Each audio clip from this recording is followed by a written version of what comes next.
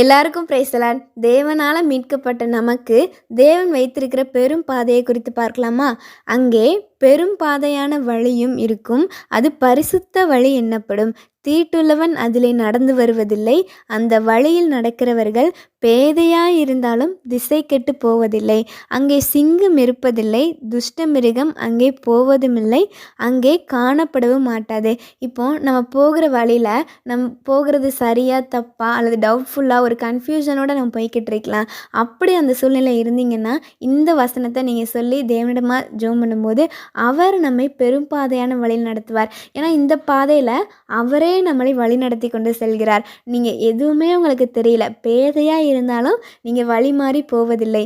திசை கெட்டு போகாமல் உங்களை பயன்படுத்துகிற எந்த காரியமும் இந்த பாதையில் இருக்காது. அப்படி உங்களை வழி நடத்தி உங்களை மீட்கப்பட்டவர்களே அதிலே நடப்பார்கள். கர்த்தரால் மீட்கப்பட்டவர்கள் திரும்பி ஆனந்த களிப்புடன் பாடி சீயோனுக்கு வருவார்கள். நித்திய மகிழ்ச்சி அவர்கள் தலைமையில் இருக்கும். சந்தோஷமும் மகிழ்ச்சியும் அடைவார்கள். சஞ்சலமும் தவிப்பும் ஓடிப்போம். தேவனுங்களை ரொம்ப அழகாக நடத்தி ஒரு சந்தோஷம் சமாதானத்தோடு இந்த பெரும்பாதையான வழியில் நடத்துவார். ஆமேன்.